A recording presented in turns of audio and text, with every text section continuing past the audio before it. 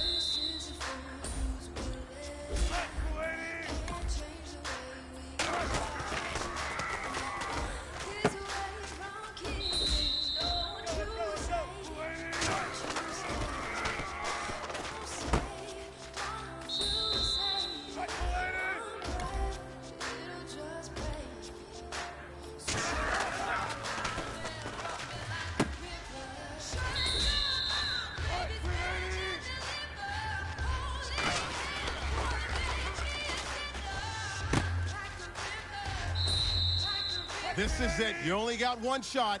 Time to go for gold.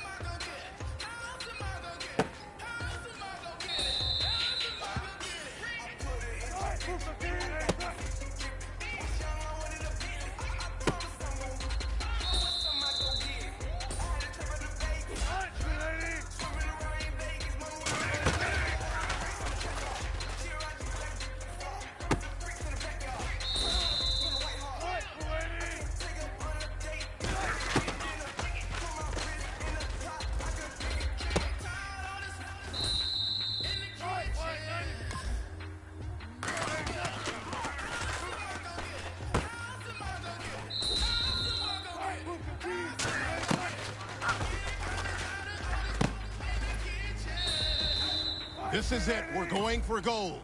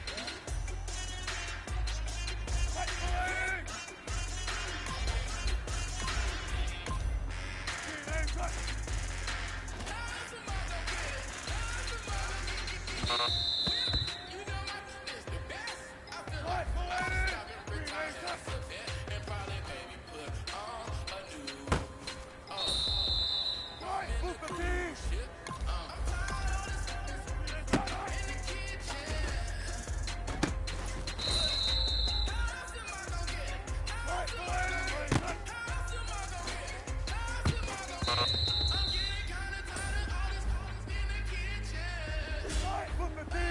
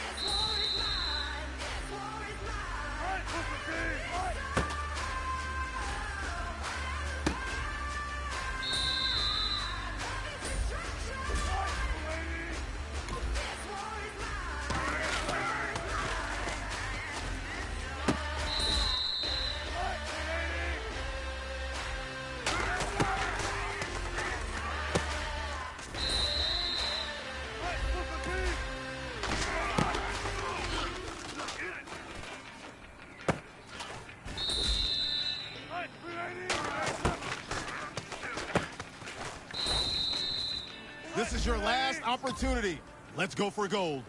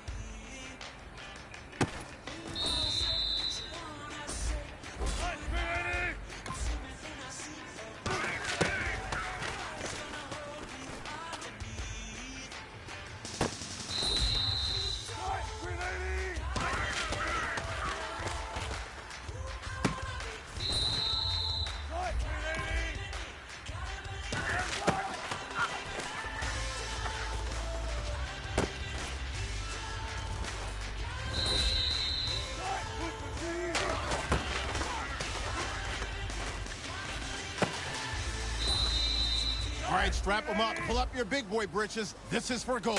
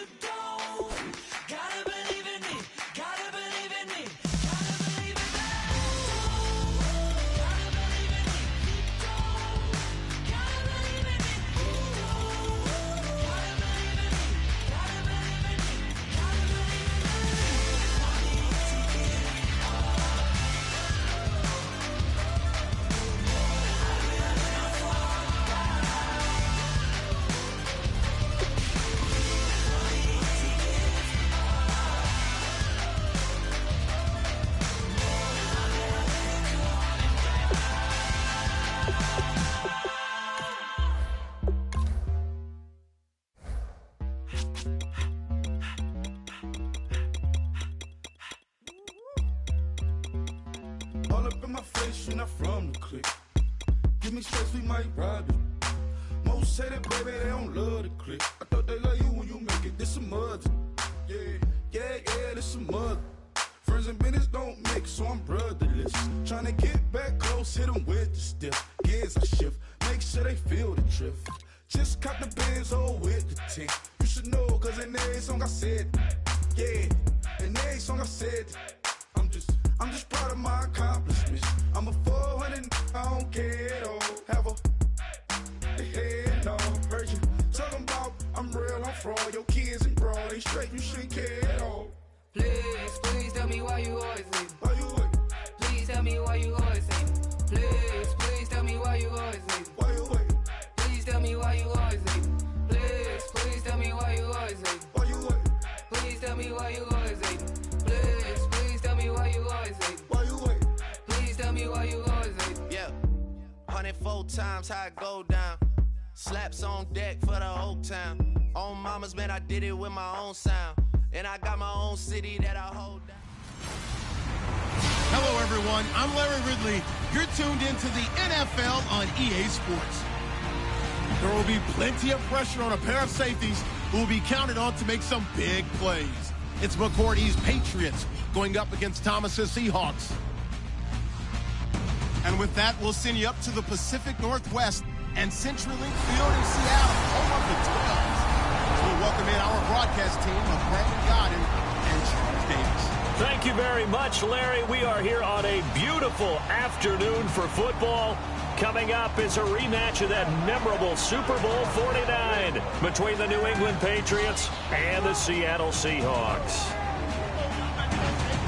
And a welcome in, everybody, with Charles Davis. I'm Brandon Gaudin, and Charles, so much gets made about offensive comparisons. Here's a matchup where the defenses may just take center stage. Yeah, we're usually talking about guys scoring touchdowns. How about the guys who prevent them and change the momentum of the game when they take the ball away? I love those ball hawks in the secondary. People after my own heart. Their meeting in Super Bowl 49 was thrilling. What's in store here? The Pats and Seahawks are underway. This is fielded a couple yards deep. Oh, a nifty juke there. Not much fun for a guy trying to tackle him.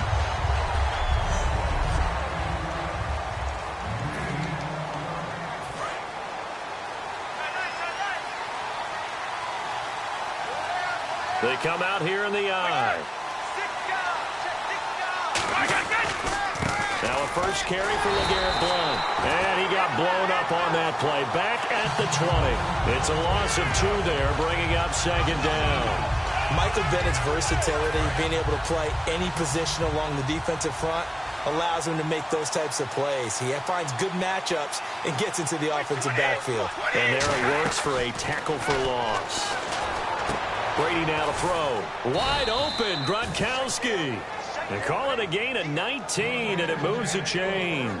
Gronkowski may have had to miss the Super Bowl with the injury, but he was active in that parade, and now he's back on the field. And I'll tell you what, something you mentioned to me is that he was a big cheerleader for his teammates, never hung his head through the injury, celebrated with them all the way through the title. We've seen superstars in the past, when their team does well without them, they're happy, but they recede into the background. Right? They get out of the way because it does hurt them a little bit. They do have pride. They want to feel like, hey, without me, they may take a little bit of a step back. But with Gronk, you never saw that. You saw him with him every step of the way, cheering his team on, happy for their success. They went 11-0 without him in 2016, but I know this, they don't want to try it again. No, they want the big fella back. And no press coverage here. They are backing off in the secondary. From the gun on third down, Brady. And he'll have his man. That's Edelman. And he will have the first down as he's brought down up near midfield. The former 7th-round pick, Julian Edelman, just continues to have such a productive career. And has made himself into a receiver. Remember, he was a college quarterback, and not just a productive one, a very good one. At Kent State, right? Yes, a great leader, a guy who could make plays with his feet and his arm. Got to the NFL and had to convert into being a receiver and was drafted that way. And that conversion, oh boy, it's been good. Last year for Edelman, just below 100 receptions, 98, over 1,100 yards, 3 touchdowns. And, you know, this is a guy that gets a lot of pub for being that perfect receiver for Tom Brady and the New England Patriots. What's his role going forward? I think his role going forward is to be a bona fide #1 receiver in the NFL, meaning he's not just a Tom Brady receiver. He's that guy for anyone. And he spent so much time proving himself as he got into the league, just what you were talking about. Can I have a role here with New England? Now it's not just proving himself. It's continuing to develop in his craft. And I think he's going to just keep getting better and better. He never gave up on himself in his dreams, and he doesn't give up on any single play. They'll run again with Blount. And he's going to fight his way forward here for a modest gain. 6 yards on the pickup, and that'll make it 3rd and 1. And the defense searches for one more stop here after the run on second down. This drive is turning into an extended one, and the guy carrying the ball, he's becoming more like a body blows guy. Every carry is putting some damage on the defense. So after a while, I'm not too sure how many guys are going to want to run up and tackle him. The best defensive linemen, they play with great leverage so they can get low and not get bowled over by offensive linemen. They have excellent hands. They can throw people off on a play. We just saw a great example of a really good run stop by a guy playing the defensive tackle position. And Gostkowski's kick is good. Back here with Charles Davis, I'm Brandon Gaudin. We've had the kickoff to begin the first quarter. Now it's time for the second quarter kickoff, as we'll see one following the score on the final play before break. Tyler Lockett now with a return.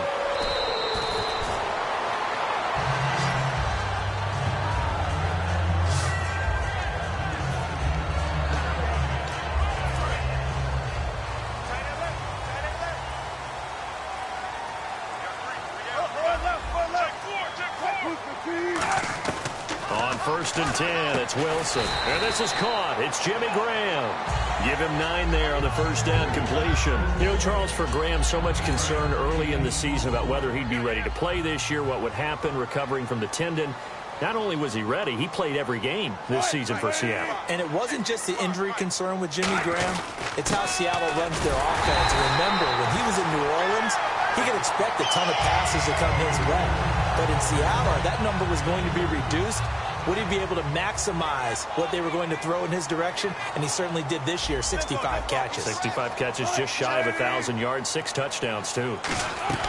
Now a play fake here on 1st down. Sliding out of the pocket. And the catch is made here by Tyler Lockett. Oh, what a juke into space. And he is in for the Seattle touchdown.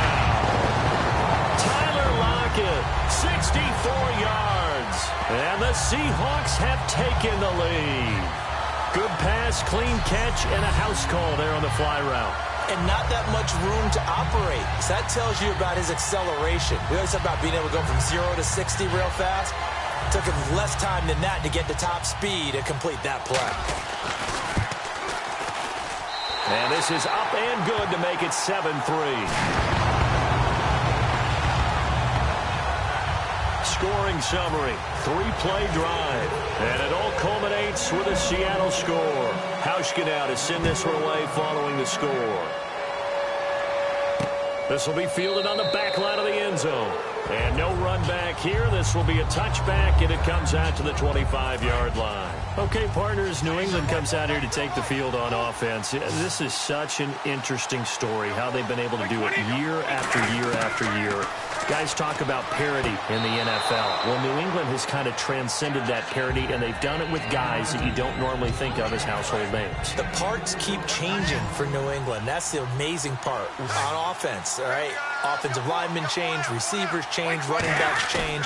We know the one constant is Tom Brady, and that's a huge deal for them. But to be able to do it in what you call... And he's got it. What a catch on the sideline. That goes for a gain of 31. I've got to make sure that I don't take Tom Brady's greatness for granted, that we make it routine. How about that throw right there? Yeah. Another great completion. And you know one area where he honed his throwing, he was a catcher in high school. He was actually drafted by the Expos in 1995 in the 18th round. Wow, that would have been something to see him behind the dish. Think he gunned down a few guys? Gunned down a few guys trying to steal second. That would have been fun to watch. Some runs are blocked so well, you almost forget that someone has to carry the ball to gain the yardage. The leverage by the offensive line to create space up front, really well done. It's caught outright, Amendola. It's a 10-yard pickup, and it moves the chains. And now the passing game here in the second quarter starting to heat up a little bit. Don't you feel the rhythm starting to happen, right? You see it now. The confidence is starting to rise. I think now's a play caller. Because that has happened, you lean on it a little bit more. You don't go totally away from running the football, but you do say, guess what? We can throw it. We can throw it well with a whole lot of confidence. Offensive linemen love creating space for their guys carrying the ball, but when that guy also breaks tackles and creates extra yardage, they almost feel like he's one of them, and they really embrace him. Blunt, the lone running back. Ready to throw on second down. His throw caught at about the 5. The ball comes out, but this will get out of bounds, so possession will stay the same.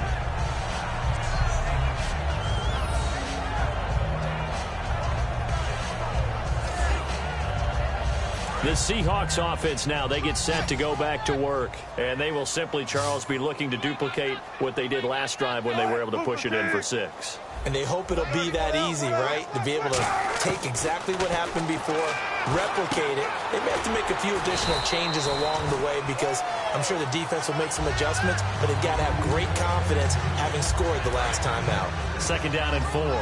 One thing I can say pretty safely, that route is not called if you don't have a guy who can throw the ball and put some mustard on it. Because if you're going to lollipop it in the middle of the field, bad things usually happen. It takes a strong-arm guy who can rifle it in there, and they were able to successfully complete that one. And the hit jarred it loose. It's incomplete. We know it's not an easy job to go out and catch passes when people are trying to tackle you and knock the ball away. But the bottom line is, that's a pass he's got to have and a pass he should have caught. From the gun on third down, Wilson. Looking for Baldwin, intercepted. Picked off by Logan Ryan. And they will set up shop in enemy territory. Naturally, we're going to say it was a poor pass, but the defensive guys say it was just a great play by them. They broke on the football, picked it off, and gave some momentum to their team. Here come the Patriots again on offense, the Super Bowl champions, and boy, they have been able to do it a lot of times, Charles, with unsung heroes, haven't they? Look at the names that led them to the playoffs. Hogan, White, Lewis, guys you just wouldn't think of. Yeah, Deion Lewis, a fifth-round pick, 3 touchdowns against Houston in the divisional round. Chris Hogan, undrafted. He ends up having 180 yards in receptions, including 5 plays of 20 yards or more against the Pittsburgh Steelers. And how about James White, a 4th-round pick out of Wisconsin? Think about who he played behind while he was at Wisconsin, and he turns out to be the unsung hero of the Super Bowl. Would have been the MVP if it wasn't for Tom Brady. And you mentioned James White at Wisconsin. He was behind who? Melvin Gordon and Monte Ball, right? That's correct. On second down, here's Brady. He gets it into the hands of Gronkowski, complete. And he's going to get into the end zone. So cue up the Gronk spike. It's a Patriot touchdown. Rob Gronkowski from 19 yards away. And once again, the Patriots are back out in front. And he's got it up and through. Gostkowski now after the touchdown. He'll send this one away. This is taken at the 3. And a nice return sets him up pretty good here at the 30-yard line.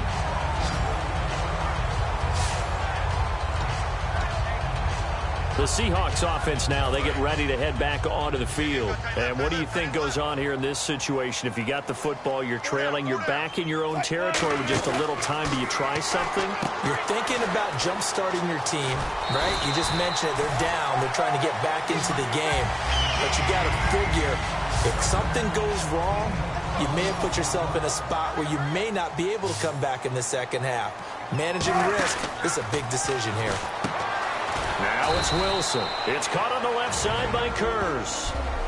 Now whistles come in. We're going to get a timeout here by the offense. It's just their first, so they'll have 2 remaining here before we get to halftime. On second down, here's Wilson. It's complete to Lockett. And taking it across midfield and just shy of the 40. That one good for 16, and the drive will continue. Fresh set of downs here.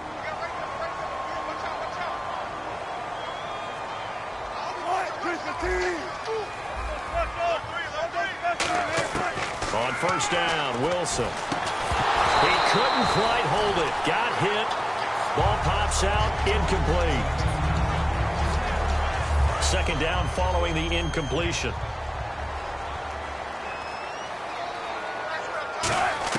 Again on 2nd and 10, it's Wilson. They'll lock it with a grab over the middle. Now hold everything here. We're going to get a timeout by the offense. And with halftime on the horizon, they'll be out of timeouts from here forward.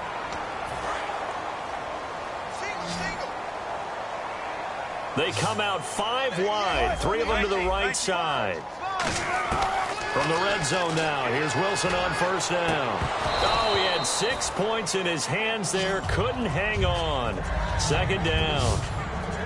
After all the preparation, all the practice, a play like that will absolutely break your heart. They had everything they wanted, just unable to complete it. In the end zone, a big-time drop.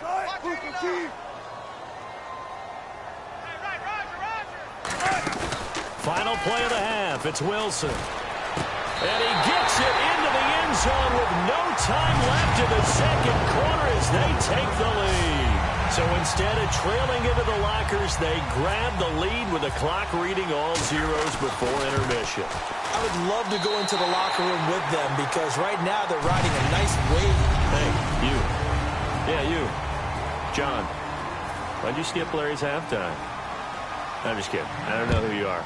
But if you're John, but you're pretty freaked out for a second. All right, let's get to the third quarter.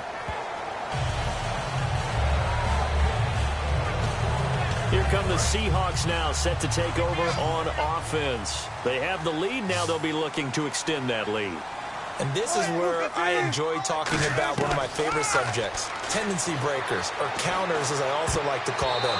You've done things in a certain way in the first half, and they've had the ability to see what you've done. They're going to make their adjustments. So guess what?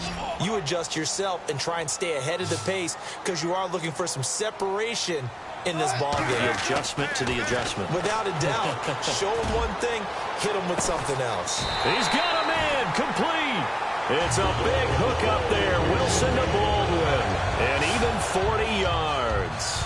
And now a first down following that long gain. A great job pulling that one in from a guy, as we know, who can really blaze. He's got a lot of speed. And that speed can work for him so many different ways. Sometimes he just takes off and goes and just runs past people. Sometimes you get people to back off so far that you can catch everything underneath. But still, at some point in the game, you probably have to make some contested catches, right? Sometimes you have to go up and beat a defender for the football. He has that in his arsenal as well. Showed it right there. One of the feature points of the in route is being able to make a nice throw to the middle part of the field. And for a quarterback, that's one of the better throws and better looks that he'll get. But he has to be careful not to wait too long and let his receiver wander into some tough territory. If he's late with the ball, he can get his receiver hit and hit hard. It's a gain of 4, and it gets him the first. I don't care how many times you tell the story, it never loses its luster for me. Doug Baldwin, undrafted out of Stanford, and plays like a #1 receiver should in the NFL. I don't care how you cover him. I don't care that his size isn't great.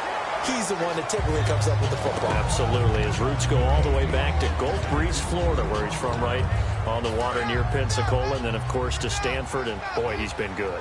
Well, the numbers have been good in the passing game, and certainly a big reason why they have the lead. But now here, third quarter, maybe go to the run game a little more? Yeah, perhaps. I mean, after that incompletion, a little credit to the defense for shutting them down on that play. Maybe you try and run the football a little bit more in this spot.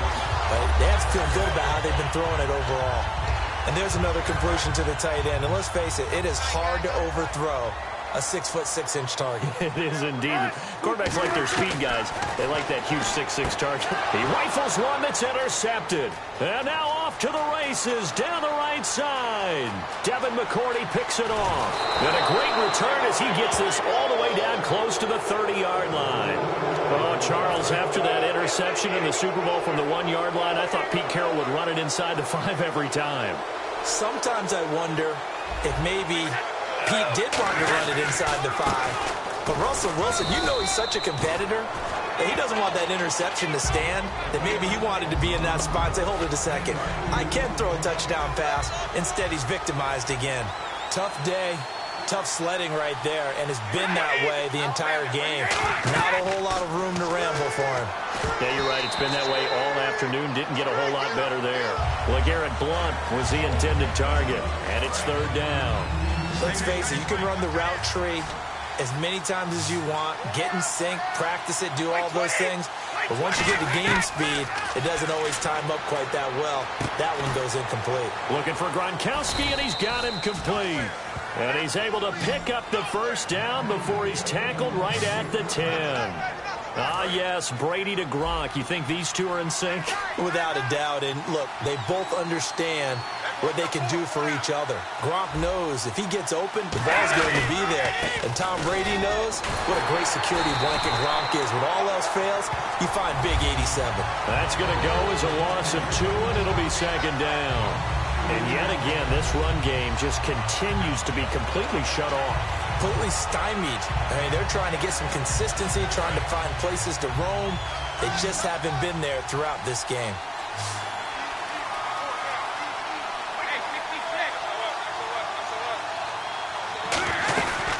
Again, here's Blount, and he is going to lose yardage here.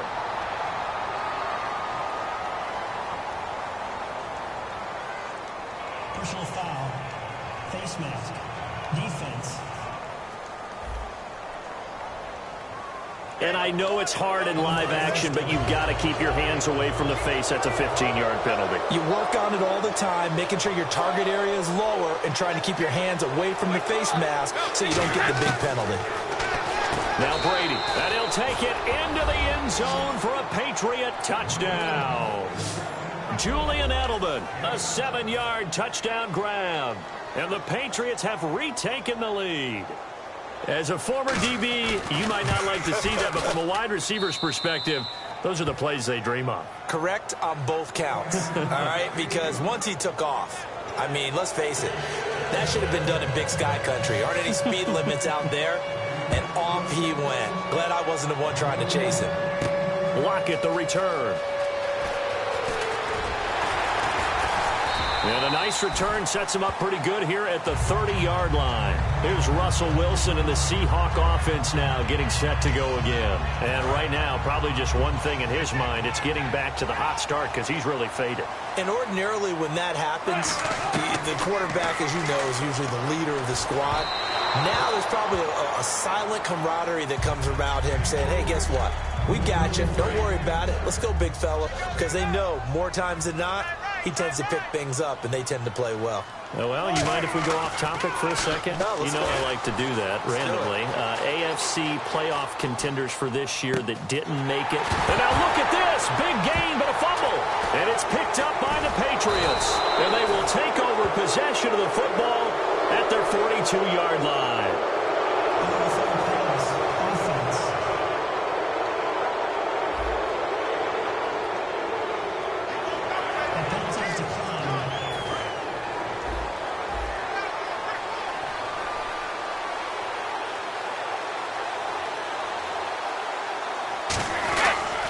Gives now to Blount. And 3 yards there takes him to the 45.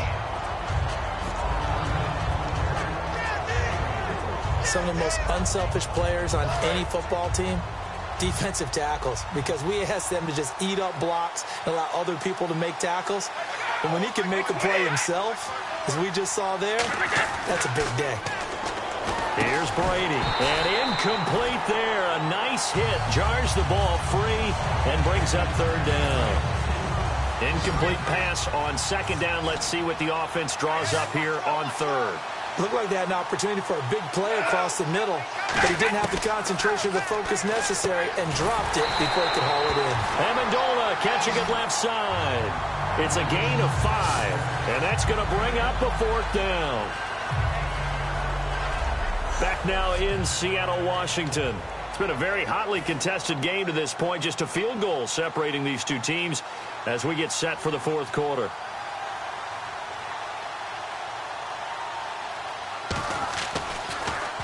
He gets us away. It's a good one. Drawing toward the sidelines.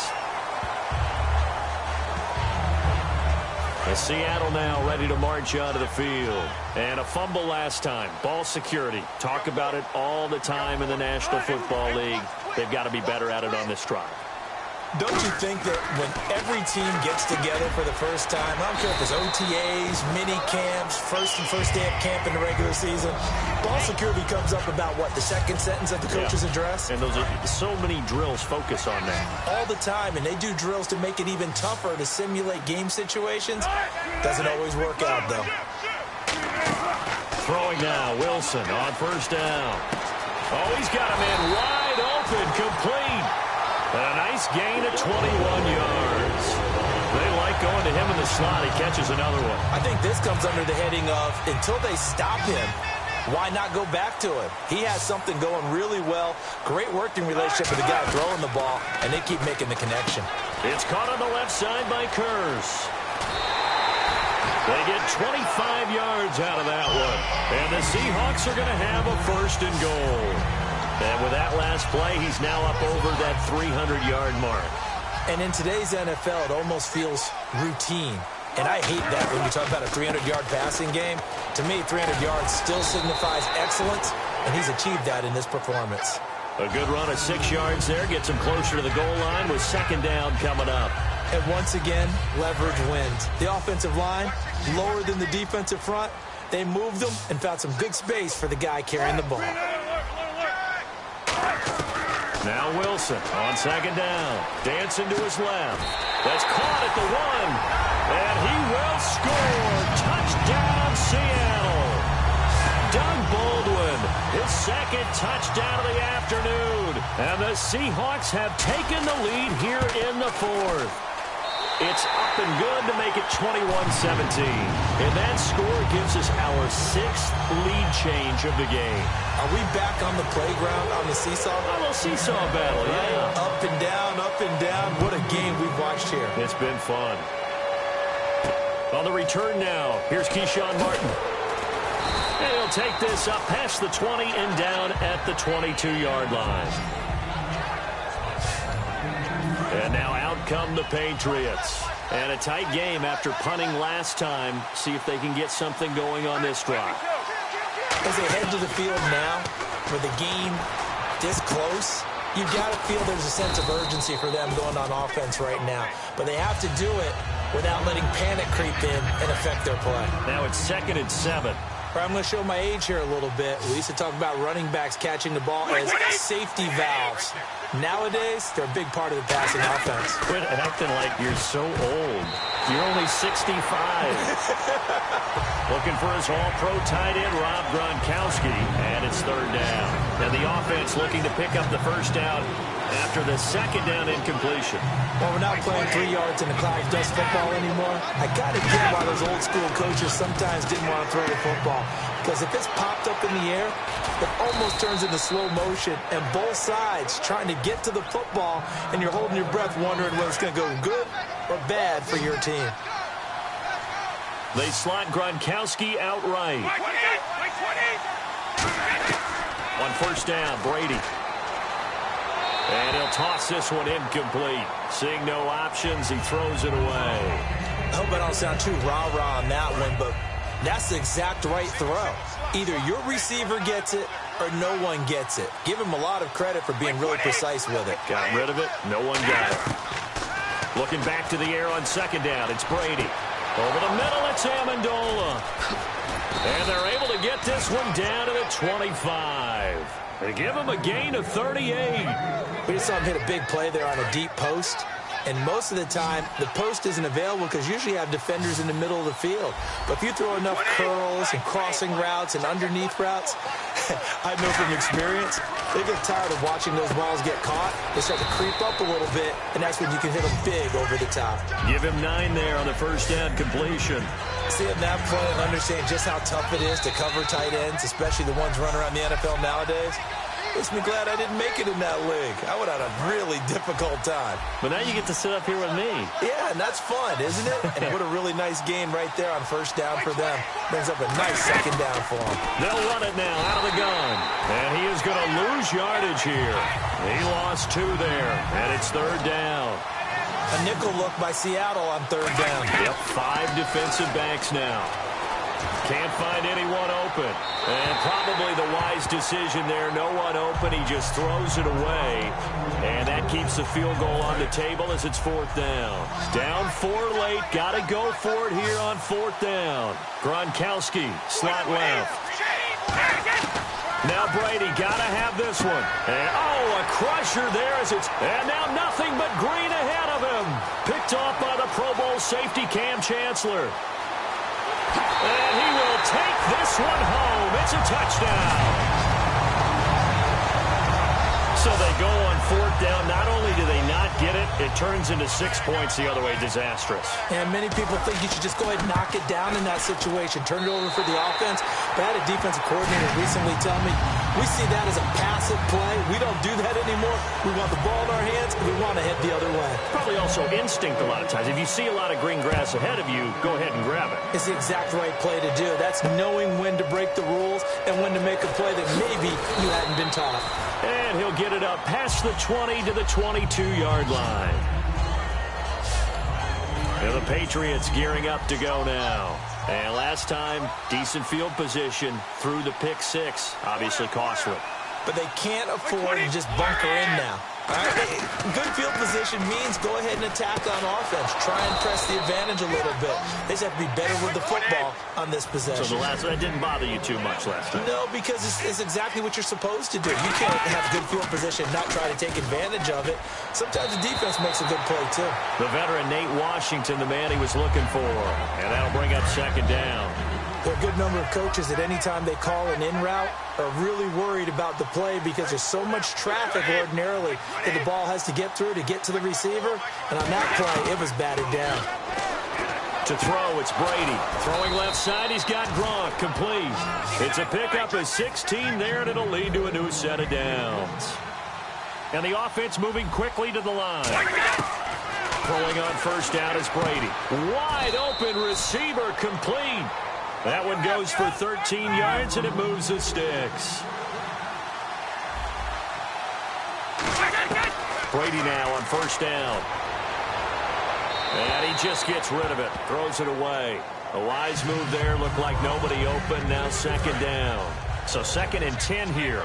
Not too many things get to a quarterback of this magnitude, but I think it's safe to say that pressure can get to any quarterback. Now, he's obviously a great franchise quarterback, but felt the pressure, threw it incomplete. The throw left side, complete to Hogan. A good gain of 14 there, and it moves the chains. And they're going to speed things up here. Into the red zone, it's Brady. And he just throws this one away. Smart decision here this close to the end zone, and it brings up second down. So they're still at the original line of scrimmage here. 2nd down and 10. It's a tried and true formula, and I don't think it'll change for as long as we play football. If someone's trying to throw the ball and you can put pressure on them and make it tough, that's only going to help your defense. Yeah, and this is intercepted, and that should do it. It's the Pro Bowl cornerback, Richard Sherman, and a big turnover there as his guys will get the football back. And who else to make the big play to seal this victory but Richard Sherman? He does have an exquisite sense of timing, doesn't he? He loves the spotlight, loves the big stage, really feels no pressure when there's a big play that needs to happen, and he just did another one right there. Remember when he knocked one away to seal an NFC Championship game against San Francisco? Yep. And that was really kind of the big arrival on stage for the rest of the world was that play in that game for Richard Sherman. And the Seahawks get ready to trot out on the field. They start on the ground with Rawls. Defensively, now we're going to get a timeout here called by the Patriots. It's just their first. They've got 2 more to use here in the final stages. They come up in an offset eye. They go again with Rawls. And they'll take him down.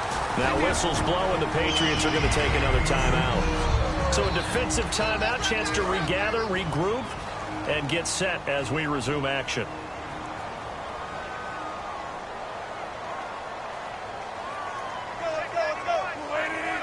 The D can only stop it one more time as they take the knee.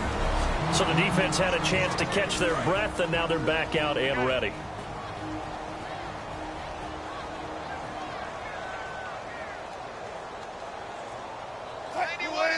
And they take a knee.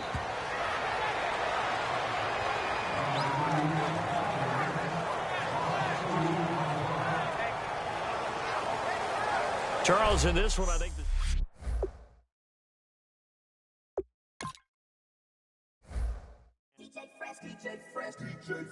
Now I've been in New York, Texas, Midwest, and it all reminds me of California.